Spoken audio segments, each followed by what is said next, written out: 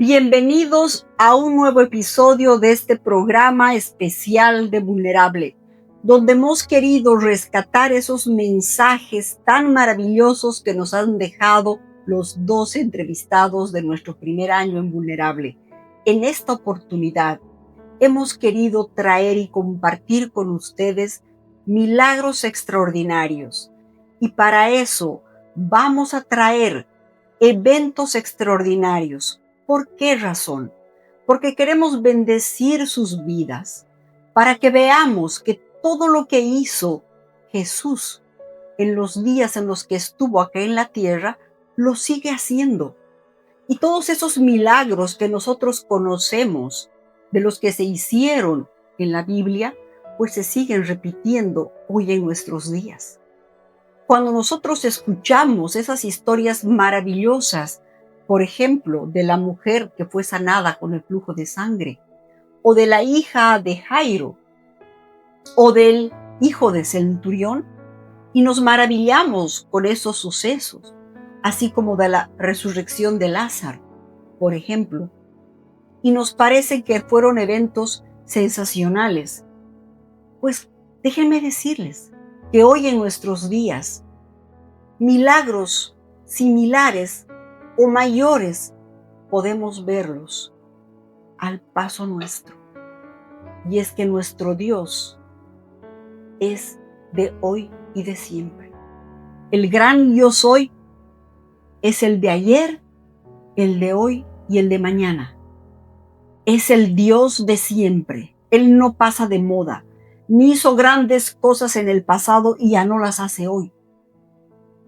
Él las hace siempre, todos los días. Y ese es el mensaje de este programa. Ese es el mensaje de hoy, para que podamos ver en esos hermanos que vinieron a vaciar su corazón, en esas personas tan simples como tú y yo, que nos vinieron a contar testimonios de su vida, y si les pasaron a ellos, pues te pueden pasar a ti y me pueden pasar a mí. Son esas historias que van a bendecir sus vidas, historias de Gilla, de Natividad y de Rebeca, que son las personas de las que vamos a ser bendecidos el día de hoy. Vamos a conocer, por ejemplo, historias como las de Gilla, donde nos trae un evento bastante conmovedor en la que la ciencia llega a un tope. Él queda sin poderse mover desde la cintura para abajo. Yo casi me vuelvo loca. El primer evento que para mí fue divino fue encontrar un pasaje en ese entonces en Aerosur, en una fila que no existía en el avión literal María. No existía.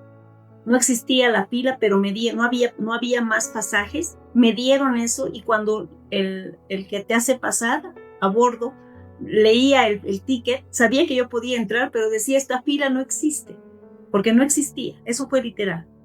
Y la ciencia le dice, señora, no hay nada más que hacer. Mi hijo para eso ya estaba en la clínica. Tuvo una compresión medular que duró más de 6 horas, y cualquier compresión medular que dura más de 6 horas se decreta, según la ciencia, una muerte de la médula espinal, por lo tanto uno no puede volver a caminar. Su hijo nunca más va a volver a caminar. Usted tiene que entender que su hijo nunca va a volver a caminar. Y fue el celo de Dios realmente en mi corazón. Le dije, lo que usted no puede hacer, Dios lo puede hacer. Pero me salió de mis entrañas realmente. Y ahí vamos a escuchar de la boca de Gilla cómo ese diagnóstico fatal ha sido completamente revertido por la mano misericordiosa de nuestro Creador. Y yo lo único que te pido es un milagro. Y en 2 días, María, yo vi el milagro. Mi hijo empezó a sentir las piernas y gritaba solamente a su mamá.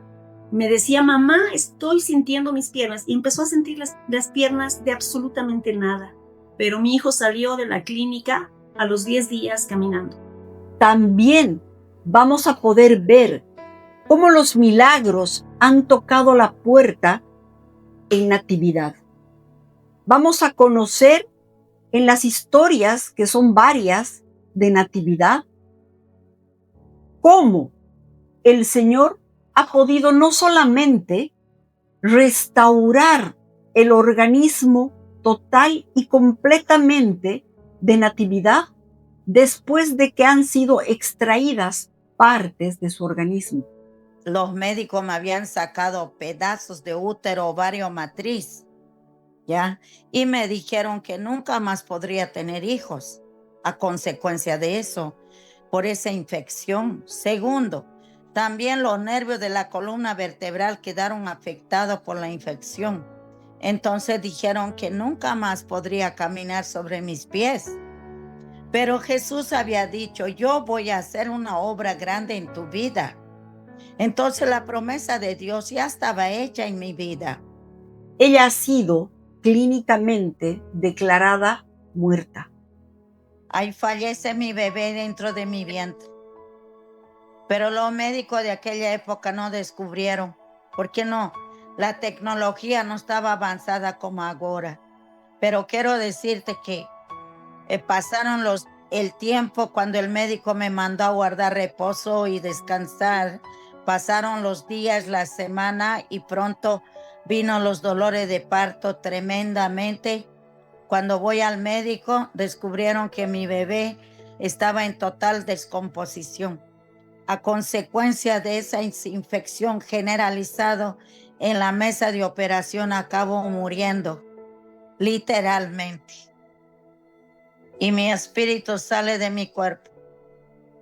Y cuando me iba subiendo al techo, ya para pasar el techo, una voz grande, una luz brillante, me habla y me dice, Nati, no ha llegado tu hora. Quiero que vuelva a tu cuerpo.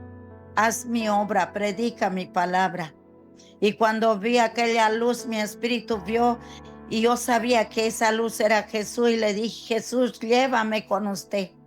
Y Jesús nuevamente repite que no era la hora que volviera. Entonces contemplé mi espíritu de allá del techo hacia abajo. Los médicos estaban haciendo masaje, electroshock, para ver si recobraba el conocimiento. Pero un médico dijo, ya no se puede hacer nada por esta mujer. Ella acabó falleciendo. Entonces los médicos se fueron, parte de enfermeras se fue. Con mi cadáver quedó 3 enfermeras. Una de ellas empezó a sacar los aparatos. La otra enfermera empezó a limpiar mi cuerpo. Y yo podía ver todo lo que me estaban haciendo. Y mi vientre estaba todo abierto, ni siquiera lo costuraron. Y entonces me cubrieron con una sábana blanca y me llevaron a la morgue. Ella ha sido llevada a la morgue y el Señor la ha devuelto a la vida. Entonces Jesús me dice, Nati, vuelve a tu cuerpo ahora, haz mi obra, predica mi palabra porque yo voy a hacer una obra grande en tu vida, me dice. En un abrir y cerrar de ojos, yo veo los túneles grises que salía yo a gran velocidad. Y así en un abrir y cerrar de ojos, mi espíritu entró a mi cuerpo. Y no solamente eso, sino que ha podido ser madre. Y todas aquellas personas, todas aquellas mujeres que anhelan ser mamás y que no pueden ser, pues no pierdan la esperanza. Hay un Dios ahí arriba que solamente está esperando un corazón dispuesto, una madre, un padre que tengan fe para que Él pueda hacer el milagro y pueda regalarles un hijo. Si lo pudo hacer en un vientre que no tenía las condiciones físicas, biológicas para engendrar un hijo y le regaló no solo uno, sino 3 en Natividad, pues lo podrá hacer también con ustedes. Vamos a escuchar esa historia maravillosa de Natividad que pudo engendrar un hijo sin tener las condiciones biológicas para poder hacerlo. Es maravilloso, es conmovedor ver todo lo que el Creador puede hacer en esa omnipotencia que tiene, en ese poder, en esa majestad donde Él se puede gloriar para poder regalarnos no solamente los deseos de nuestro corazón, sino también manifestar su gloria en todo lo que Él puede hacer. Pero gracias a Dios, después de restaurarme 1 mes, 25 días, Dios hizo la obra completa en mi vida. Dios me devolvió las piernas que no las sentía, que no las podía mover. Dios me lo dio movimiento, dio vida a mis pies. Por eso yo creo en la resurrección del Señor. Él puede resucitar cuando nosotros dejamos entrar a nuestra casa, a nuestro corazón, a Jesús. Él va a cambiar todo. Todo que está muerto lo va a resucitar. Porque ese Dios poderoso a quien yo sirvo. Pudimos ver en Natividad un regalo a la vida en la resurrección, el darle la oportunidad de que pueda ser madre cuando las condiciones no estaban dadas. Me dijo, señora, dígame, ¿quién es usted? Y yo le dije, doctor, soy hija de Dios.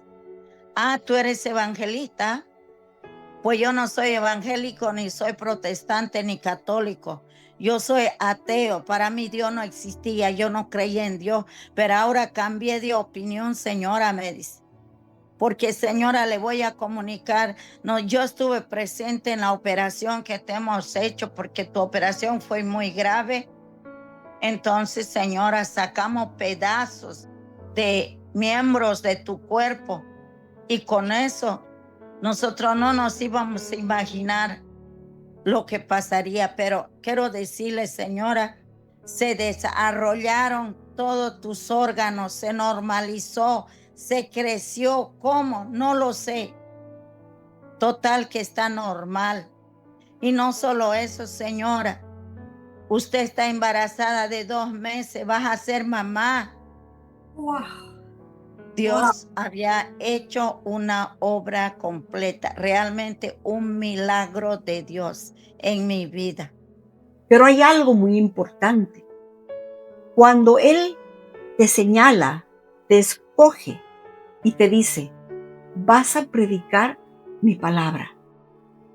Y Natividad, una persona que no ha tenido la oportunidad de ser formada académicamente en una escuela normal, natural, en un colegio como nosotros conocemos.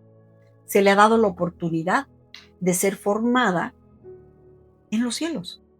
Y ella ha aprendido a leer por la obra y gracia del Espíritu Santo. Y ella nos va a contar. Vamos a recordar lo que ella vació en la entrevista que le hicimos en Vulnerable el año pasado. Papá, ¿cómo predico? Jesús dice que tengo que predicar.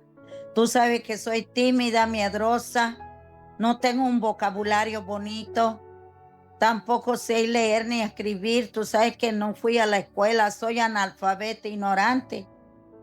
¿Cómo es que yo voy a predicar si no sé leer la Biblia? Pero me dijo a mi marido, si Dios te levantó de entre los muertos, Él te va a capacitar. Y yo me quedé, yo tenía mi Biblia pequeña y empecé a levantarlo y le dije, Padre, enséñame a leer, enséñame a leer. Y desde ese entonces, pues el Señor empezó a trabajar en mi vida. Yo recibo el bautismo del Espíritu Santo y ahí fue donde el Señor me da el don de conocimiento de su palabra. Yo pensé que estaba viendo visiones cuando se cayó mi Biblia. Y salió justo el pasaje de Salmos 23 y corran de mi marido. Le digo, papá, mira que estoy viendo visiones. Y él me dice que no, eso no es visiones. Estás leyendo la Biblia, me dijo. Y desde ese entonces empecé a orar mucho más y a leer deletreando. Y así fue Dios capacitándome para la gloria de Dios. Ahora puedo leer. Y es maravilloso poder ver cómo ella lleva la palabra de Dios por el mundo.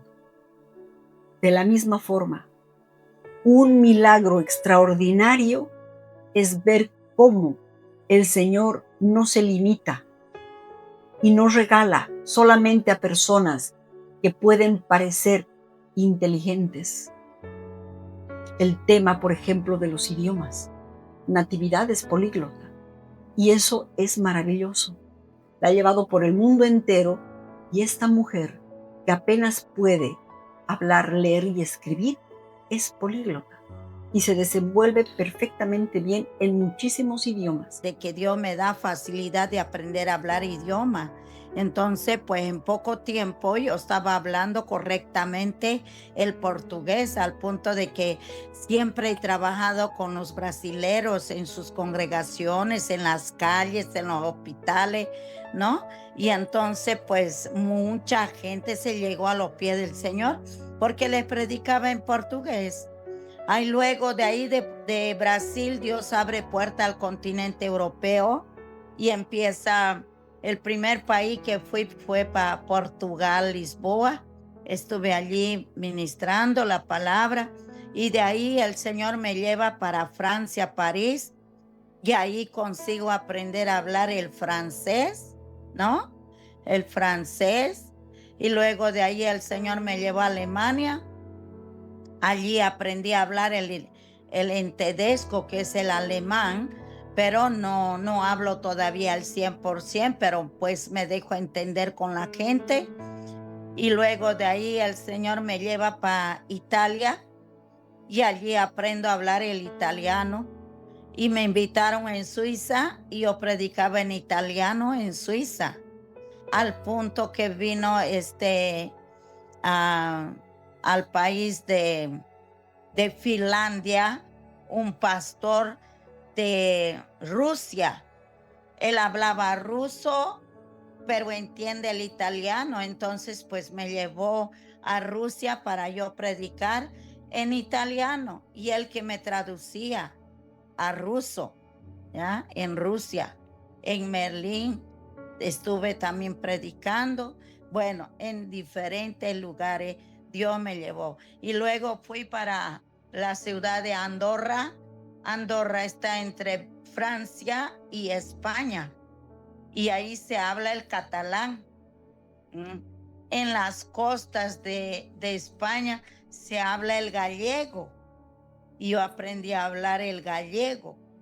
Mire, y también ahora de mi país, Bolivia, nunca estaba yo en los altiplanos viviendo.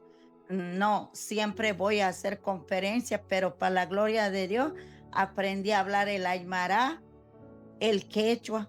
Predico en aymara, predico en quechua, canto aymara. Mire, que Dios, yo creo que Dios. Ahora vengo a Estados Unidos, pues ya estoy arañando el inglés. Con la limitación tan grande que tiene la gramática para poder escribir.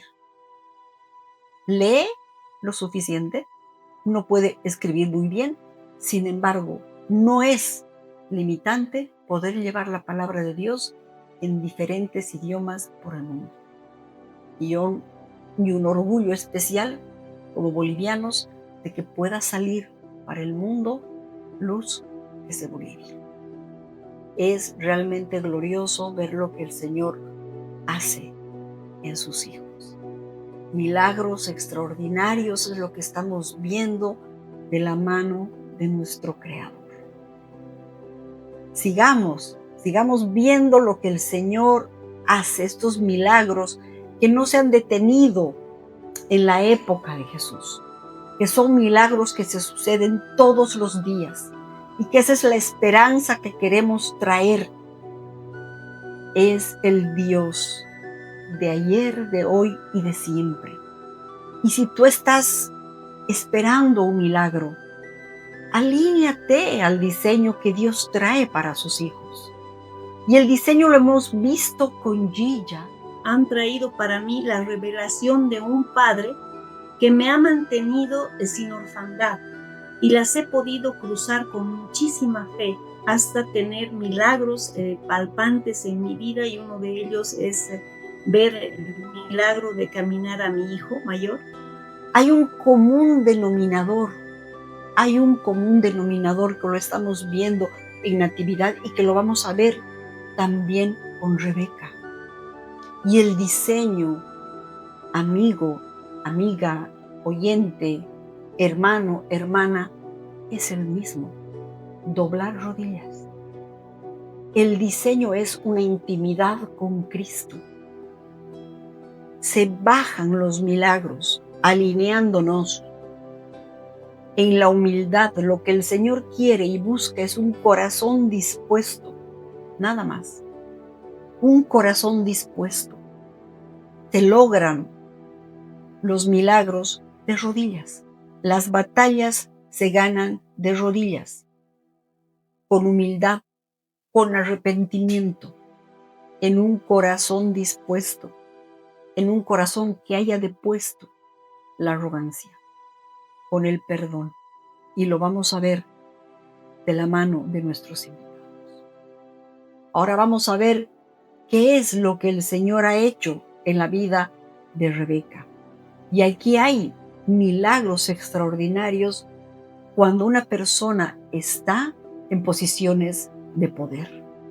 Y déjenme contarles algo que ha sido realmente maravilloso, y es cómo el Señor ha obrado en la vida de Rebeca cuando ella estaba como diputada en los años en el que el gobierno estaba a cargo del MAS. Dejemos que ella nos cuente un poquito de esa historia. Obligaron aquí en Bolivia a sacar una ley que se llama la Ley de Extinción de Dominio de Bienes.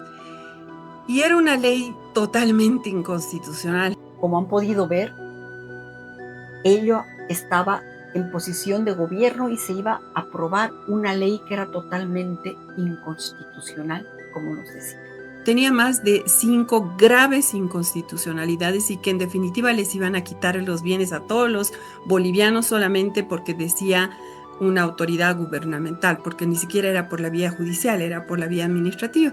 Entonces yo me quebré ahí, o sea, nos llamaron a Palacio y estaba el vicepresidente Álvaro García Linera y nos dicen: vengan y vamos a sacar esa ley y quiero dar las instrucciones. Ya habíamos tratado de consensuar, habíamos peleado con el proyectista, que era el exministro de gobierno, Carlos Romero, y que él sabía, él es abogado, sabía de las inconstitucionalidades, pero bueno, él seguramente orgánicamente quería hacer cumplir esa instrucción. Y lo importante que fue que yo me quebré en mi escritorio antes de ir, nos llaman y yo dije: ay, nos van a obligar a sacar esa ley, ¿qué hago? Y ahí realmente siento, invito a todas las personas que en algún momento así terrible que crean que están viviendo, acudan a Dios, doblen rodillas, se quebren y les digan: ¿qué voy a hacer en esto? Y ahí fue, y lo tengo ahora, esta bibliecita que me regaló mi prima, que es así ya toda viejita, que es Reina Valera contemporánea. Y ahí fue que dije: bueno, Dios, y ya sentí y dije: si me obligan, renuncio inmediatamente, yo no voy a sacar esa ley. Y abrí la Biblia y salió Miqueas 7. Y realmente qué glorioso que doblando rodillas, antes de entrar a esa reunión, ella oró al Padre. Ella pidió de rodillas que se haga su voluntad. Ella se sometió a Cristo. Y el momento en que ella abrió la Biblia, como nos dice, le salió una lectura de Miqueas 7. Y si ustedes tienen la Biblia a la mano, pueden leer lo que decía Miqueas. Y ella salió con la palabra de Dios y con la fuerza del Padre. ¿Y qué es lo que sucedió? Que de los 9 departamentos, 8 la apoyaron. Y esa ley no se aprobó. Y ese respaldo de Cristo a sus hijos, ese es el respaldo que nosotros tenemos que acoger y que hacerlo nuestro. Necesitamos hacer nuestro y creerle a Dios. Y no basta decir: creo en Dios. Tenemos que creerle a Dios y tenemos que tener esa fuerza de jugarnos por Él, de jugarnos por Dios, porque así como estamos viendo lo que hizo con Rebeca, pues lo va a hacer por ti y lo va a hacer por mí. Y estamos en ese momento necesitamos tener la verdad de nuestro lado. Necesitamos jugarnos por Dios, porque esa intimidad de la que hablamos, esa relación es de ida y vuelta, no es de ida, no es rezar, no es yo pido, pido, pido y dame, dame, dame, no, es de ida y vuelta. ¿Y yo qué te doy? Pues yo te doy mi fe, yo te doy mi confianza y lo hacemos juntos. Yo deposito mi fe en ti, yo te creo y hago las cosas contigo. No hago yo y espero que tú me bendigas. Te pregunto y lo hacemos juntos. Esa relación de dependencia es importante tener para caminar juntos, para caminar alineados, para que esos milagros yo los pueda vivir todos los días de mi vida y no puedan ser solamente eventos extraordinarios. Porque cuando me alineo al Padre, voy a tener una vida de gracia, una vida de favor, una vida de milagros. Y no van a ser eventos tan extraordinarios. En la vida de Rebeca no solamente ha habido ese gran evento extraordinario que no solamente ha sido de bendición para su vida o para su gestión, sino ha sido de bendición para toda una nación, para toda una nación, para todos los bolivianos en ese momento. Y así como ese evento, también han habido otros en la vida de Rebeca. Y otro gran suceso ha sido que después de ese evento, por supuesto, dentro de un gobierno caracterizado por la manipulación, por la corrupción, los gobernantes extorsionan y los jueces dictan sentencia a cambio de sobornos. Los poderosos no disimulan sus malos deseos, sino que los confirman. El mejor de ellos es peor que un espino. El más recto es más torcido que una zarza. Entonces solo faltaba poner los nombres. O sea, el tal persona y tal persona. Y justo en ese momento se estaba dando los casos de extorsión, donde los jueces efectivamente estaban decidiendo por soborno. Entonces yo me quebranté, lloré y le dije, bueno, Dios, yo voy con esta palabra al palacio y tú ya sabes, yo renuncio, pero tú me proteges, vos ves qué me va a pasar, porque bueno, había cierto temor de una reacción inapropiada de parte de los que estaban detentando el poder y con total abuso, ¿no? Entonces fuimos, María del Carmen, fuimos al palacio y Álvaro García Linera, porque hay 9 jefes departamentales de bancada, o sea, de cada departamento, ¿no? Viene La Paz, Cochabamba, Santa Cruz, etcétera, de cada uno, sus 9 jefes de bancada, que ellos ya conocían el tema de la ley. Y dice, bueno, sabemos que Rebeca es la que no quiere sacar esa ley, así no ve, la rebelde, la que no está cumpliendo nuestras instrucciones. Y dice, queremos saber quiénes de ustedes la apoyan, porque hemos decidido sacar esa ley. Y levantaron 8 jefes de bancada. también le habían armado un proceso. ¿Para qué? Para meterla a la cárcel. Todo eso, como ella nos cuenta en la entrevista, había desgastado además la relación con su familia y por supuesto con su esposo. Y ella ya estaba en proceso de divorcio con su esposo. Y ella nos comenta en la entrevista que habían salido para compartir algo por el cumpleaños de uno de sus hijos y ella les dijo que iba a ir a declarar y que era muy probable que ese momento la detenga. Tengo que ir a declarar en este caso y es posible que me detenga. Entonces mi esposo, qué barbaridad, así todavía no estábamos con la sentencia de divorcio y me dice, qué barbaridad, mira lo que te has metido, yo nunca he apoyado ese partido. Y ahí también el tema, ¿no? Cómo tenemos que someternos a los esposos y él no estaba de acuerdo con el movimiento al socialismo, pero tampoco me dijo no vayas. Y más bien creo, y allí lo hemos ido ya luego discutiendo, porque después de eso, para no olvidarme, Dios restauró nuestro matrimonio, nos divorciamos y después de 5 años nos volvimos a casar. Entonces, y estamos hoy juntos, ya con nietos y todo. Entonces resulta que yo le dije, es posible que me detenga y quiero que te hagas cargo de Carlita, de mi hija menor, etcétera. Y resulta que ahí sí fue otra de las oraciones, esas oraciones que no solamente es para Rebeca, para María del Carmen, no, esas oraciones que vienen con sentimiento y que cuando tú derramas el alma, ¿cómo no te va a escuchar Dios? Él te escucha porque ve tu sinceridad, ve que tú estás ahí, ¿no? Y que doblas rodillas. Entonces yo le dije a Dios, Dios, si tú quieres que entre a la cárcel, voy a predicar tu nombre. Y me someto, pero tú sabes que esto es injusto. Entonces fui y tenía un comunicador así súper, ¿qué diríamos? Leal, cristiano, se llama Marcelo Cosío, y resulta que le dije, Marcelito, llama a toda la prensa, me voy a presentar voluntariamente a declarar, sé que hay la posibilidad que me detengan, pero no le voy a escapar, vamos. Entonces era toda la prensa, está hoy todavía en páginas de internet. Llegamos y yo les dije, bueno, vengo a declarar con esto. Y estaba con no sé qué tipos penales habían puesto. Y era una fiscal. Y resulta que salió la auxiliar y dice, váyase nomás porque el asunto ha sido rechazado. No han abierto causa contra usted. Y cuando ella fue a declarar, viene un milagro extraordinario.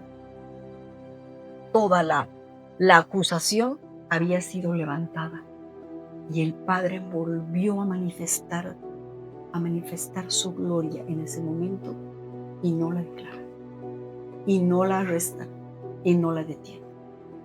Y nuevamente ella puede ver la gloria del Padre en ese milagro. Y fue maravilloso, y realmente fue desbordante lo que pudimos apreciar en la entrevista con Rebeca, lo que el Señor fue haciendo en su vida. Y algo que es realmente esperanzador para muchas familias, para muchas parejas que en este momento están pasando por momentos críticos, es la restauración que vino. Yo les decía hace un momento que todo este despliegue de sucesos en la vida de Rebeca fracturó la relación con su esposo. Pero el Señor, en su misericordia y viendo el diseño al que se apegó Rebeca, que era lo que comentábamos hace un momento, doblar rodillas, el arrepentimiento, el perdón, el de poner las coronas, el ir a la cruz, trajo la misericordia del Padre, que tocando el corazón del Padre, Él, en la misericordia tan grande que tiene, restauró el matrimonio de Rebeca. Ella se volvió a casar con su esposo y ahora tiene una familia maravillosa. Sus hijos volvieron a Cochabamba y bueno, pues todos juntos, felices, historia final, historia feliz. Y para finalizar este programa, me gustaría dejarles con algo muy especial. Y es algo que nos han ido pidiendo y quisiera dejarles, y con esto yo me despido, con el mensaje de Gilla, donde ella nos va a dejar algo, es una perla, y es un mensaje de cómo nosotros podemos encontrar nuestro propósito. Porque no hay algo más hermoso en la vida que saber quiénes somos, y lo hemos visto en el anterior programa, el tema de identidad. ¿Para qué estamos en esta tierra? Y ella nos va a dar algunas luces para saber cómo acercarnos a ese propósito. Así es que los voy a dejar con Gilla para el mensaje de cómo mejor podemos nosotros acercarnos a ese propósito. Y cada uno ha llegado a la tierra para tener un propósito. Y cuando andas en el deseo de tu corazón, andas en un despropósito. Y la mayoría de la gente te va a decir, es que sentía un vacío en mi corazón, ¿no? Y todos queremos llenar el vacío con cualquier cosa que tal vez en el momento, por la juventud o por la adultez o por la niñez, vamos llenando de cosas que van a desvirtuar el propósito por el cual tú estás en la tierra. Creo que eso es lo que me pasó cuando te dije que tomé una buena decisión y luego no se convirtió en una sana decisión. Mi propósito, como el tuyo y como el cualquiera en la vida, creo que es ir en favor del otro. Es como un árbol. Yo creo que los árboles que dan fruto nunca dan fruto para sí mismos, ¿verdad? O sea, un árbol hermoso de manzanas, de papaya, de mango, de chirimoya, de lo que fuera, está esperando la mano del hombre para poder sacar, cosechar y comer. El árbol está preparado para darte de comer. Y creo que nosotros somos esos árboles también, que estamos preparados siempre, 100% y además conscientemente, de que estamos para darnos al otro. Si tú tienes en tu corazón la certeza de que tú estás para darte al otro, vas a encontrar el propósito para saber qué tipo de fruta eres, ¿no? Porque cada uno tiene un diseño espectacular, por lo tanto, algunos van a ser aquellos que van a mostrar para dónde ir, otros van a ser aquellos que te van a llevar hasta donde tienes que ir, y cada uno, según el diseño que tenga, va a cumplir su propósito. Pero lo básico para entender tu propósito es saber que como el arbolito tienes que darte para el otro. Y después de haber escuchado a Gilla y saber que realmente el propósito se trata de otros y no de nosotros, es que me despido de todos ustedes, no sin antes agradecerles por sintonizar Vulnerable, y nos encontramos siguiente lunes. Un abrazo para todos. Esperemos encontrarnos con nuestro milagro, con aquel que estamos esperando, y que llegue pronto ese milagro extraordinario que estamos buscando, que sea el Padre proporcionándonos a cada uno de nosotros. Un abrazo.